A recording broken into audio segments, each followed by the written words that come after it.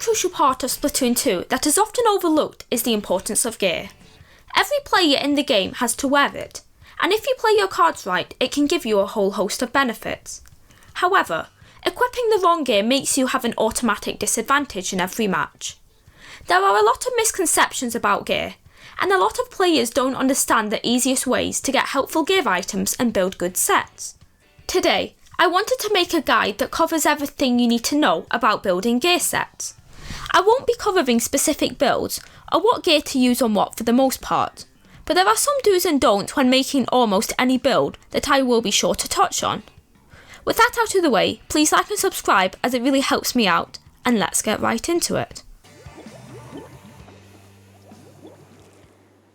Throughout this video, I'll be building a new set, but before I get into that, I want to briefly touch on how gear works. You have 3 pieces of gear to equip: a hat, a top and shoes. Each item has a specific main ability and up to 3 empty sub-slots.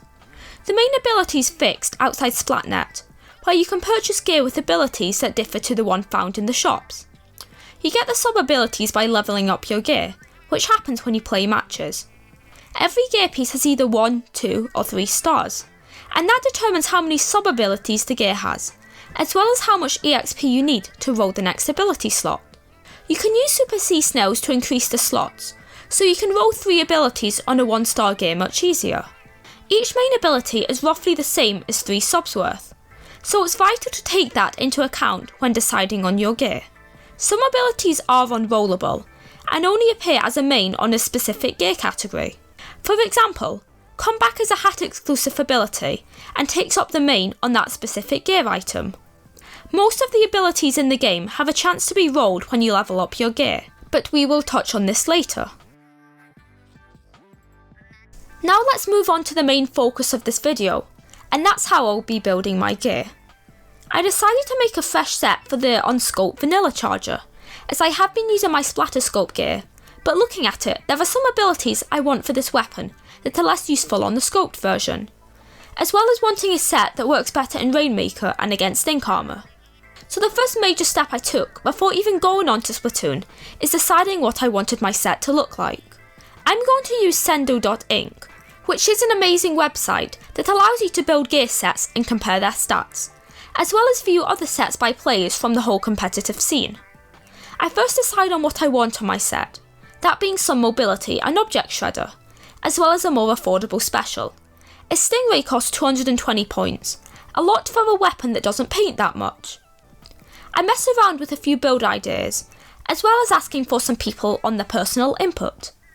I would make a few builds as reference, and then go into Splatoon and start seeing what gear abilities you think would work. For example, I need to test how Object Shredder plus main power-up shreds Zinc Armour, as the special is so prevalent in the meta.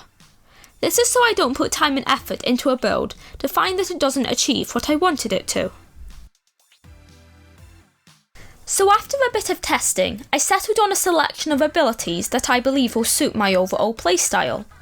I'm using a main of Inksaver main to allow me more room with my sub and to assist paint coverage, as well as a main of Special Charge to bring my 220p special down to just over 200.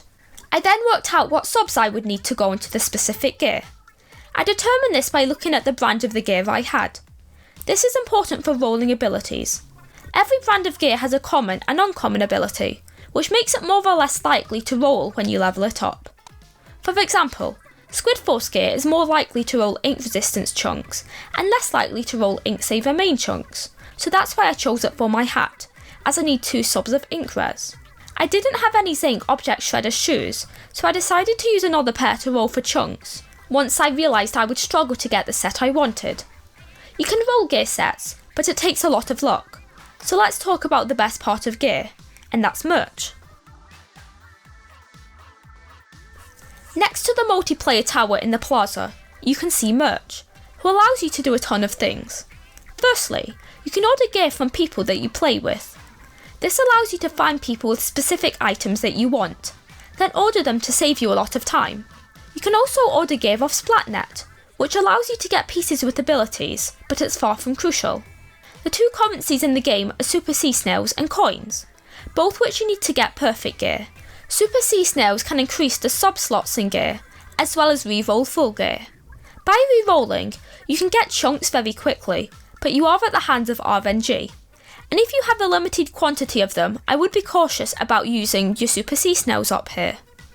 Coins are used to scrub gear, but for the start of the game, the 20k you need can seem very expensive.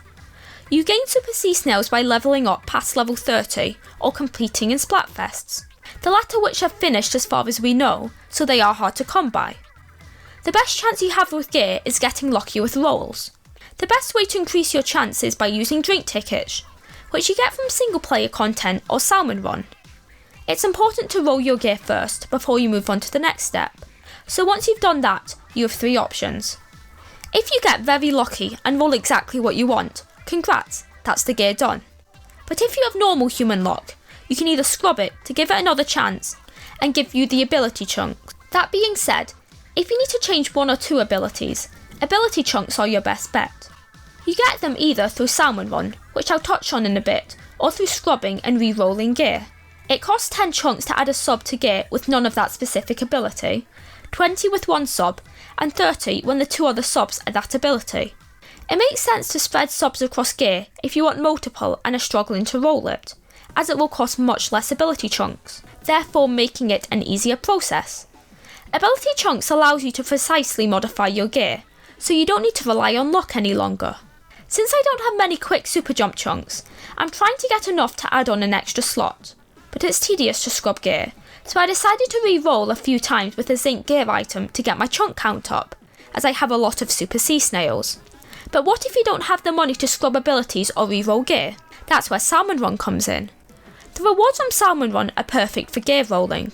First, you can get money, which is great for scrubbing gear, as well as buying new stuff. But once you've played the game for a long time, it's near useless. You can get food and drink tickets, the latter which is perfect for gear levelling. But the ability you get is random, so it may take several sessions to get the one you want. You can also get straight up ability chunks, but their quantity isn't great, and again, their ability is random. So they are good for a bonus, but hard to get a significant amount of within a short space of time. The best thing to get chunks with, in my opinion, is gear, as each piece has a chance to have 1 to 3 subs already rolled, which if you discard the gear, you receive the chunks for. Because past your second super bonus, you only receive gear every 200 points, so extended sessions allow you to grind for chunks much easier than playing through the other game modes. For a short half-hour session, I was able to get both my super bonuses easily enough, and I got a decent amount of tickets, as well as some gear and chunks. So to get the final piece of my gear sorted, I managed to roll a quick super jump chunk naturally, as well as an ink saver. This meant all I had to do was add a quick super jump chunk to complete my build. Just as a reminder, in no way am I suggesting this build to you, but there are a few abilities that are great on almost every weapon. Bomb Defense Up DX, Quick Super Jump, Special Saver, and Ink Res are all around great, as well as some mobility depending on the weapon. If you're casually in a game and don't mind having fewer abilities, I would level up some gear and scrub them to get some extra chunks. Doing this over several sessions can help you when making further gear builds. Different modes and situations require different builds, so you never know when you may need an abundance of chunks. So that's about it. I have my gear finished, and now I can play my unscoped charger with even more confidence. I hope I explained everything about building gear builds, but if you have any questions, be sure to let me know in the comments. Thank you so much for watching until the end. Please like and subscribe, as it really helps me out, and I will see you all soon. Bye!